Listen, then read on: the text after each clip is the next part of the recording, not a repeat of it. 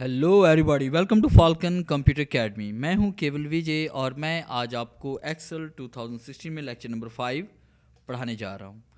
आज हम बात करेंगे फाउंड ग्रुप के बारे में कि तहरीर को हम बोल्ड कैसे करते हैं, टैलिक कैसे करते हैं, अंडरलाइन क्या है, बॉर्डर्स कैसे अप्लाई करते हैं, शेडिंग कैसे अप्लाई करते हैं, फाउंड कलर क्या है, उसके बाद फाउंड का साइज़ हमने कैसे चेंज करना है, फाउंड का स्टाइल हम किस तरह से चेंज करेंगे। लेक्चर स्टार्ट करने से पहले आप हमारा चैनल सब्सक्राइब कर लें ताकि आने वाली जितनी भी वीडियोस हैं वो बआसानी आप तक पहुंच सकें, और वीडियो देखने के बाद कमेंट्स ज़रूर करें। स्टार्ट करते हैं आज का लेक्चर। सबसे पहले पेज पर आप कुछ भी टाइप कर लें, जैसे कि मैं यहाँ पे टाइप कर रहा हूँ name, class, roll number, subjects and marks.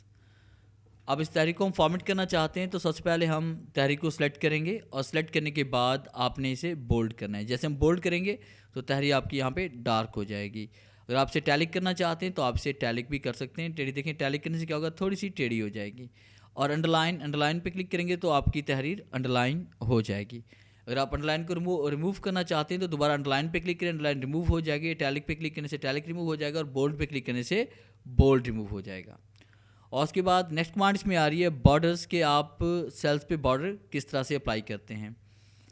देखिए हमारे पास यहाँ पे ये जितने भी सेल्स आपको नज़र आ रहे हैं ये आपके पास यहाँ पे गाइडलाइंस हैं या ग्रिड लाइंस हैं हमारे पास, ये प्रिंट नहीं होती। इलेक्ट्रॉनिक सेल्स होते हैं, ये प्रिंट नहीं होते। अगर यहाँ पे हम कंट्रोल पी प्रेस करते हैं तो आप देखेंगे प्रिंट व्यू में कोई सेल प्रिंट होता नज़र नहीं आ रहा। और अगर हम चाहते हैं कि ये सेल्स प्रिंट हो तो आप उन तमाम सेल्स को सिलेक्ट करें जिन पे आप बॉर्डर अप्लाई करना चाहते हैं, जिन सेल्स को आप प्रिंट करवाना चाहते हैं। तो फिर उसके बाद आपने बॉर्डर के ड्रॉप डाउन पे क्लिक करें और उसके बाद यहाँ से आप वो बॉर्डर सेलेक्ट करें जिस बॉर्डर को आप प्रिंट करवाना चाहते हैं। जैसे मैं यहाँ पे ऑल बॉर्डर पे क्लिक कर रहा हूँ और जैसे मैं ऑल बॉर्डर पे क्लिक करूँगा तो ये देखिए बॉर्डर इन सेल्स पे अप्लाई हो चुका है। और जैसे मैं कंट्रोल पी प्रेस करूँगा तो आप देखें कि यहाँ पे बॉर्डर शो हो रहा है। स्केप इस्तेमाल करते हैं प्रिंट व्यू से बाहर आने के लिए। उसके बाद नेक्स्ट कमांड्स में आ रही है शेडिंग, कि अगर आप कलर को रिमूव कलर को अप्लाई करना चाहते हैं सेल्स के अंदर तो आप तमाम सेल्स को सिलेक्ट करें जिन सेल्स में आप कलर फिल करना चाहते हैं और शेडिंग के ड्रॉप डाउन पे क्लिक करें और यहाँ पे कोई भी शेड सेलेक्ट कर लें। तो इस तरह से आप कलर भी इसमें फिल कर सकते हैं। अगर आप फाउंड कलर इसमें चेंज करना चाहते हैं तो आप तहरीर को सिलेक्ट करें और उसके बाद यहाँ पे फाउंड कलर कोई भी इसमें अप्लाई कर सकते हैं। जैसे हमारे पास ये देखें फाउंड स्टाइल्स में पड़े हुए, इसमें कोई फाउंड कलर अप्लाई कर सकते हैं। और उसके बाद नेक्स्ट पार्ट इसमें आ रही है कि फाउंड डिक्रीज फाउंड साइज़। अगर आप फाउंड का साइज़ कम करना चाहते हैं तो आपने यहाँ पे क्लिक करना है, फाउंड साइज़ कम होता जाएगा। अगर बढ़ाना चाहते हैं तो आप यहाँ पे क्लिक करते हुए फाउंड का साइज़ बढ़ा भी सकते हैं, कम भी कर सकते हैं और उसको बढ़ा भी सकते हैं।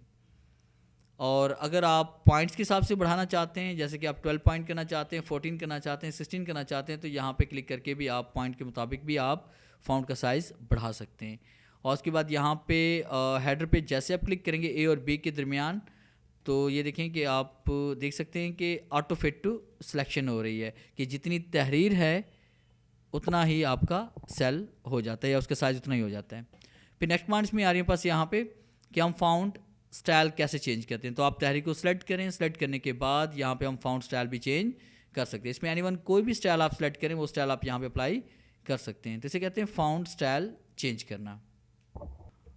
और अगर आप फॉर्मेटिंग को रिमूव करना चाहते हैं तो तमाम सेल्स को आप सेलेक्ट करें जिन पे आपने फॉर्मेटिंग अप्लाई की हुई है और आपने इसमें क्लियर पे आना है। उसके बाद यहाँ पर क्लिक करेंगे क्लियर फॉर्मेट, तो ये तहरीर जैसे पहले थी, सेल जैसे पहले थे वैसे के वैसे हो जाएंगे। तो इस तरह से आप फॉर्मेटिंग को क्लियर भी कर सकते हैं।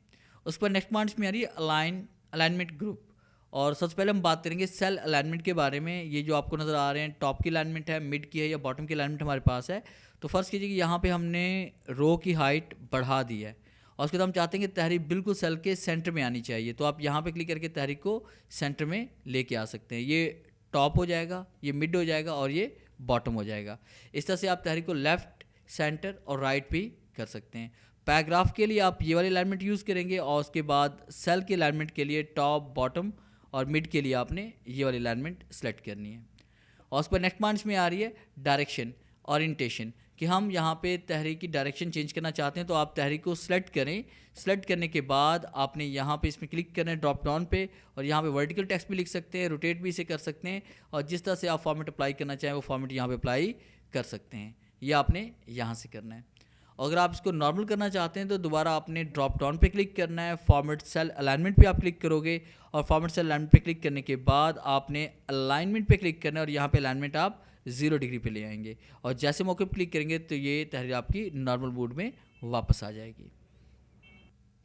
और नेक्स्ट कमांड हम पढ़ने वाले हैं रैप टेक्स्ट के बारे में कि रैप टेक्स्ट क्या होता है। आप देखेंगे यहाँ पे हम कोई भी टेक्स्ट टाइप करते हैं, जैसे मैंने यहाँ पे टाइप कर लिया फाल्कन कंप्यूटर एकेडमी, ये तहरीर देखें एक सेल से दूसरे सेल में चली गई या तीसरे सेल तक चली गई है। हम चाहते हैं कि ये तहरीर एक सेल में ही रहे, एक सेल में टॉप टू बॉटम की तरफ आ जाए मगर लेफ्ट टू राइट की तरफ ना जाए। तो इसके लिए हम यहाँ पे अप्लाई करते हैं रैप टेक्स्ट की कमांड। तो आपने क्या देखिए, अब जैसे कर्सर को यहाँ पे लेके आ रहे हैं तो आप देखें व्यू में भी आप देख सकते हैं कि आपका टेक्स्ट किस तरह से शो होगा। तो इस तरह से हमने तमाम सेल्स को सिलेक्ट करना है, जिन सेल्स में हम चाहते हैं कि तहरीर टॉप टू बॉटम की तरफ आए मगर लेफ्ट टू राइट की तरफ ना जाए तो आपने रैप टेक्स्ट पे क्लिक करना है और ये आप देखें कि रैप टेक्स्ट आपकी कमांड अप्लाई हो चुकी है। जैसे मैं यहाँ पे टाइप कर रहा हूँ फाल्कन कंप्यूटर एकेडमी, तो तहरीर अब आगे नेक्स्ट नहीं जा रही।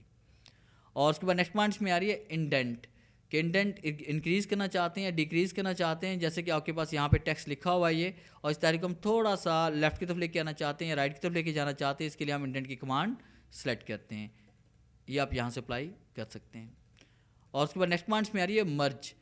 मर्ज में हमारे पास यहाँ पे 4 कमांड्स हैं। फर्स्ट कमांड इसमें नज़र आ रही है merge and cells, merge and centres.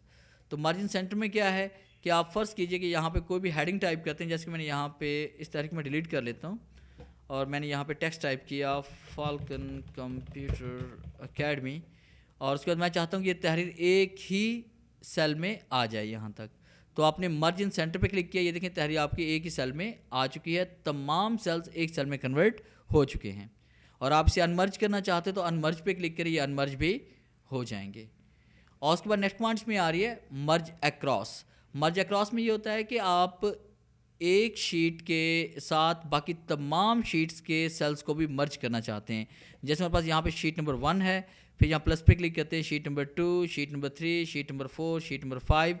अब हम चाहते हैं कि ये जो हमारे पास शीट नंबर 1 जो है, इसकी रो नंबर 2 जो है वो तमाम शीट जितनी भी है उन सब में ये मर्ज हो जाए रो नंबर 2। तो आपने कंट्रोल के साथ शीट 2, 3, 4, 5 पे क्लिक करेंगे सेलेक्ट करने के बाद, और फिर आपने मर्ज एंड सेंटर पे आना और यहाँ क्लिक करेंगे मर्ज अक्रॉस पे। तो मर्ज अक्रॉस पे जैसे हम क्लिक करते हैं तो आप देखिए यहाँ पे शीट नंबर 1 की भी रो नंबर 2 मर्ज हो चुकी है, 2 की भी हो चुकी है, 3 की भी हो चुकी है, 4, 5 की भी मर्ज हो चुकी है हमारे पास।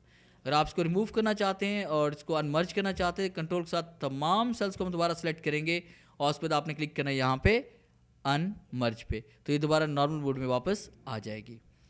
और उसके बाद नेक्स्ट कमांड्स में आ रही है मर्ज सेल्स। एक होता है मर्ज इन सेंटर, एक होता है मर्ज सेल्स। मर्ज इन सेंटर में क्या होता है कि मर्ज भी हो जाता है और साथ में सेंटर भी हो जाता है। और मर्ज सेल्स में क्या होता है कि सिर्फ सेल मर्ज होंगे मगर सेंटर नहीं होगा। आप देखिए यहाँ पे कुछ भी टाइप करें, जैसे मैंने यहाँ पे क्लिक कर लिया, इन तमाम सेल्स को मैं सेलेक्ट करता हूँ, मर्ज पे क्लिक करते हैं, मर्ज सेल्स पे क्लिक करते हैं। आप जो भी टेक्स्ट टाइप करेंगे वो सेंटर में नहीं आ रहा बल्कि वो लेफ़्ट की तरफ ही लिखा जा रहा है। ये था हमारा आज का लेक्चर फाउंड ग्रुप और अलाइनमेंट ग्रुप के बारे में। अगर आपको हमारी ये वीडियो अच्छी लगी हो तो काइंडली इसे लाइक और शेयर ज़रूर करें, और उसके बाद मज़ीद वीडियो देखने के लिए डिस्क्रिप्शन में दिए गए लिंक्स पे क्लिक करें, जिसमें तमाम वीडियोस की लिस्ट बनाकर, प्लेलिस्ट बनाकर हमने लिंक्स में ऐड कर दिया है। और मज़ीद अपडेट रहने के लिए आप हमारा पेज फाल्कन RY के ज़रूर लाइक करें ताकि नई से नई अपडेट्स आप तक बआसानी पहुँच सकें।